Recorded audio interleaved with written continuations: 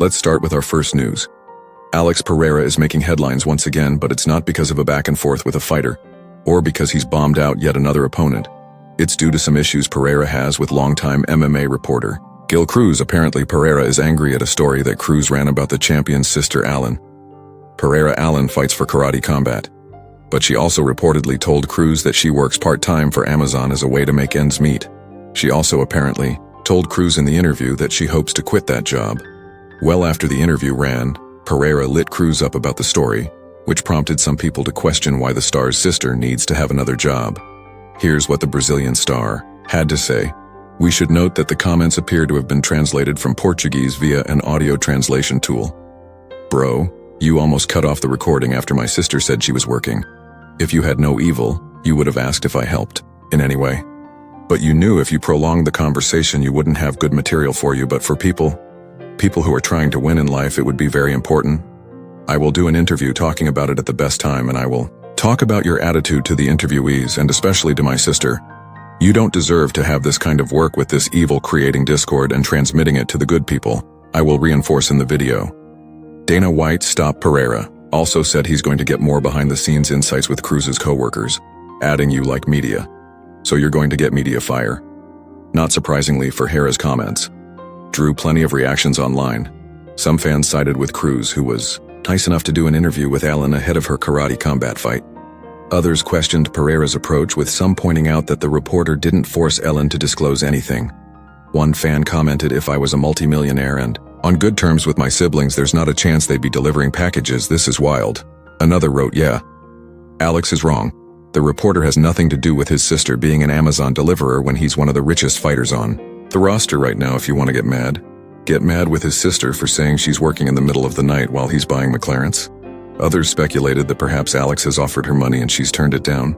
I know it's rare in America, but there are some people who take pride in providing for themselves, respect to a line for still working, even though her brother can, and I'm pretty sure does help out in everything they might need. Another fan chimed in, "Guy is not that rich already. Old, won't be earning that much money and has his own family with children. He simply can't completely cover all cost of living and training for his sister. Otherwise, he'll be back working as a mechanic in his 50s. Some also noted that Aline might be working as per her visa agreement. Alex isn't making her work. The US government is so she can get her citizenship, LOL. There's a reason she's only working part-time hours for close to minimum wage." Others blasted Cruz, calling him a piece of for publishing the story. One fan said some of these reporters are just chasing clicks instead of defending a journalist who published a rather innocuous story. Allen Pereira later won her fight with another knockout and hugged Alex, afterward adding more to the story's intrigue. Tony Ferguson's legendary run in the UFC has officially come to an end. On Friday, the MMA world was rocked by a major announcement from the Global Fight League GFL. The up-and-coming organization took to social media to drop a bombshell, posting Tony Ferguson signs with the Global Fight League. The news sent shockwaves through the MMA community, leaving fans stunned and full of questions. Ferguson, a former UFC interim lightweight champion, hadn't been officially released by the UFC, making the announcement all the more surprising. Ferguson's UFC career ended on a tough note as he departed the promotion. Following an 8-fight losing streak, his last appearance in the octagon was at UFC Abu Dhabi in August 2024, where he was submitted by Michael Chiesa. Despite his recent struggles, Ferguson remains one of the most beloved and respected fighters in MMA history, with a career defined by grit, unorthodox striking, and an unparalleled ability to bounce back from adversity. Interestingly, Ferguson has yet to confirm his signing with the GFL. Meanwhile, UFC President Dana White has remained silent, leaving fans in the dark about whether Ferguson was released or opted to leave on his own. The comment section on GFL's post quickly lit up with reactions from fans ranging from shock to excitement. Kevin Lee, another fighter who recently joined the GFL roster, wasted no time calling for a rematch with Ferguson. As fans speculate about Tony's future, the biggest questions remain: who will he face in his GFL debut? And can he recapture the magic of his prime? Whether you're a diehard fan or a casual observer, Tony's next chapter promises to be one of the most intriguing stories in MMA. In a recent interview, Joe Rogan didn't hold back while discussing weight cutting, which he called the worst aspect of the sport. Rogan's remarks zeroed in on Islam Makhachev, highlighting the lightweight champion's size and skill. Islam Makhachev is so good, and he's so big. Rogan said, "You stand next to him, and you're like, how does this guy make 170 using Makhachev? As an example, Rogan argued that weight cutting needs to be completely eliminated. Rogan laid out his reasoning bluntly: get rid of weight cutting to stop it. If you can randomly test people for steroids, you can randomly test their weight show up with a scale and say, hey buddy, step on the scale, you're 190 lb. How the hell are making 170?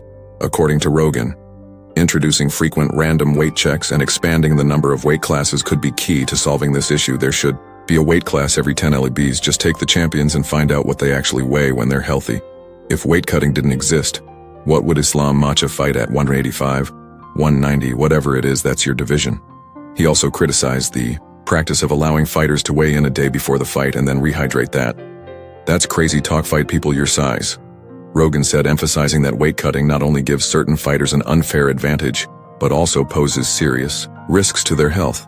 While Rogan acknowledged that overhauling the system would be a significant challenge, he drew a comparison to the anti-doping efforts brought in by USADA. When USADA came in, you saw people's physiques change. People who were doing steroids regularly and gaming the system couldn't anymore. Weight cutting is the same, it's sanctioned cheating. He said for Rogan, the risks of weight cutting are too severe to ignore. Fighters shouldn't be dehydrating their brains 24 hours before a cage fight, that's just dumb. His passionate plea to change the system highlights the need for MMA to prioritize fighter safety and fairness, even if it means completely rethinking the current weight-cutting culture. Tom Aspen recently weighed in on the highly anticipated clash between Alex Pereira and Magomed Ankalaev, sharing his thoughts on TikTok. Aspen reacted to ANV's surprising statement that he plans to saint and strike with Pereira, rather than rely on his wrestling ass. Paul wasn't sold on the idea, pointing out the risks. Look, Ankalaev's on a massive win streak. Alex Pereira's knocking everybody senseless stylistically. Ankalaev is a bad matchup for Pereira, but if he wants to strike with him, fair enough. Just don't forget to make him think about the takedowns, that's where the success is going to come. Aspen further highlighted the magnitude of the matchup, calling it the most exciting fight that could be made at light heavyweight. Right now, this fight is the biggest you can make at light heavyweight. Very exciting, he said, clearly enthusiastic about the potential fireworks between the two elite competitors.